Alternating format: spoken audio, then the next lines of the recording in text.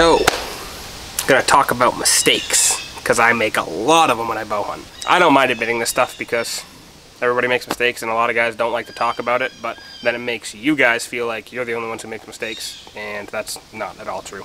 We'll make mistakes and we'll show you the mistakes. I probably shot at 8 deer in my first 2 years of bow hunting. I was 16, 17 years old, and I was just flinging arrows because I just didn't know what I was doing. I mean, you get so excited when you finally see a deer, especially here in Maine. We just don't have the numbers like a lot of the states in the Midwest and all that, and it can be tough to get on deer. And when you get a deer within 30 yards with a bow or 40 yards, you're just super excited. And so, last year, my wife was pregnant. She was due November 29th, I think was her due date. I just got settled to my stand. My wife is due the 29th.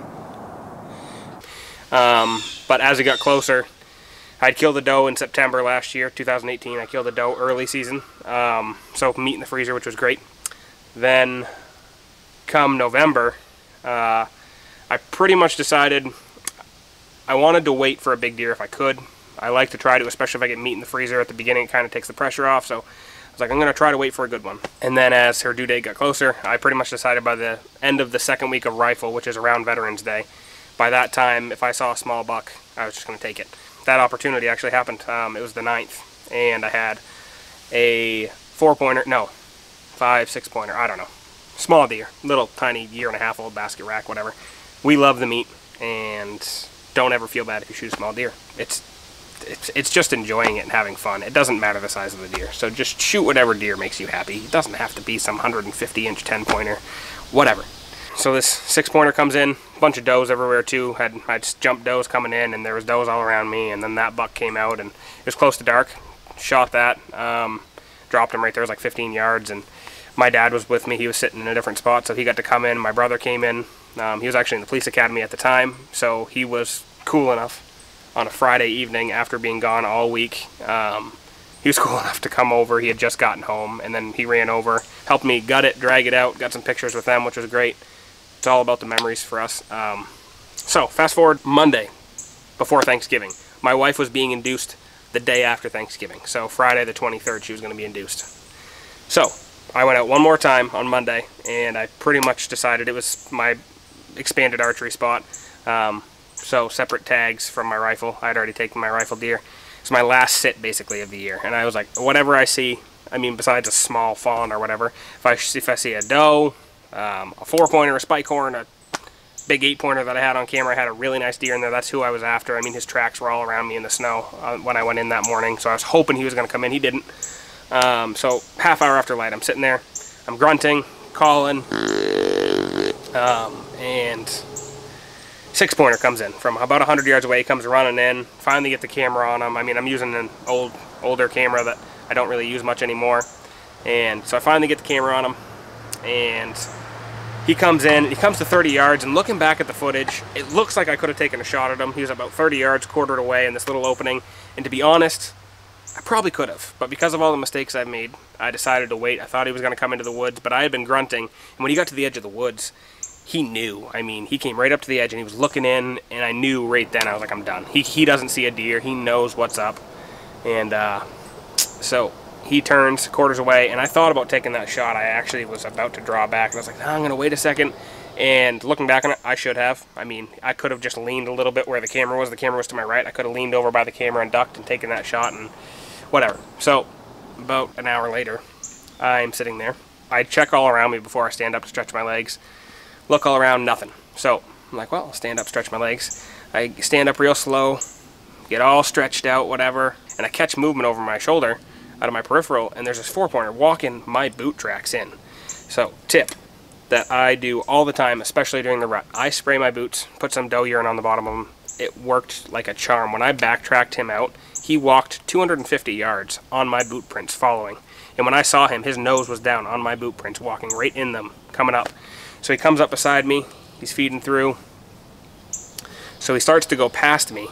He kind of figures out, he sees the buck's tracks where the buck had been there before, the 6-pointer. He kind of works up the ridge like the other 6-pointer did, and so I decided, you know what, I am going to throw a bleat and a grunt at him. I can't remember which I did first, but you'll see it in the video. So throw some calls at him. He eventually turns and he starts to come down into the woods, and you can see on the right side of the frame I've got this little opening. Probably, I say little, probably his full body wide. It was 40 yards. I ranged it, and I'm thinking if he comes into that opening I could take that shot. But in my mind, thinking that's a long shot. I've made that shot before. Sometimes things can go wrong, especially when they're on alert. I'm calling to him. He knows where he's looking. He knows where the call is coming from. So he comes down. As soon as he hits that opening, he walks through that opening. As soon as he gets past the opening where I can't shoot, he turns and he walks straight away. So he's walking away, and in my head I'm like, there's one more opening. Far left corner of the screen. There's one more opening. That was 2. One more opening. And I had ranged right in front of that opening before, and it was like, I don't know if it was 38 yards. It was high 30s. So he walks out behind, and in my head I'm thinking 40, maybe 42. Depth perception, I guess, was off a little bit. He was more like 50, 52. And so I draw back. I have 1-pin sight, switched to 40 yards, draw back. Right. Take the shot in the opening. I mean, it wasn't even close. I could see the arrow. I don't know, you can't really see it in the video, but I could see it live, and it wasn't even close. I mean, he ducked and turned away, and it went straight in front. Had he not moved at all, I might have hit him. Like, if he had just dropped, maybe I would have hit him. I mean, I used my 40-yard pin and aimed a touch high because I thought maybe 45. And even then, I mean, if he hadn't moved, it probably would have gone right under him. So, clean miss. Takes 2 big jumps. He turns. He walks straight back in. I mean, this deer just wanted to go in my freezer. He was begging to go in my freezer. So, he's coming back in.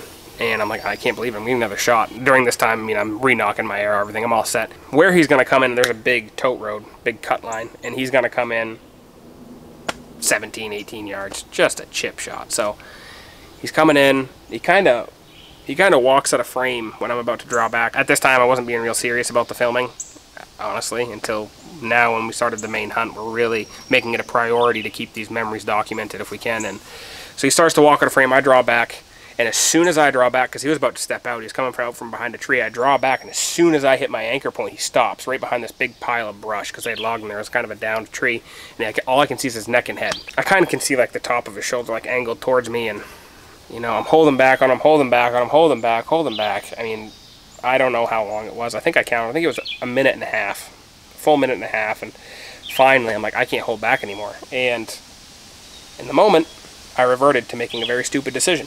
Instead of just letting my bow down and hoping he doesn't run away, which would have been the ethical, smart thing to do, I made the stupid decision of, well, why not just take a shot at him? And, I mean, to be honest, the angle I had, I could have hit him and killed him, but with him being on high alert like that, he's going to jump the string. It just wasn't smart. If he had been calm and everything, it would have been a better situation, but I'm shaking so bad, and I finally had to just touch it off on him. And, I mean, he freaked out. He moved before the arrow got to him. He's only at 20 yards almost, and I hit the brush anyway. The brush skipped up. Just a mess of a situation. All that being said, mistakes happen. Don't sweat it. Don't worry about it. Get back out there. Keep trying. It happens. And to be honest, I mean, I might have been frustrated about that a little bit, but me and my wife were having a baby that week, and now we have beautiful little Lila Grace.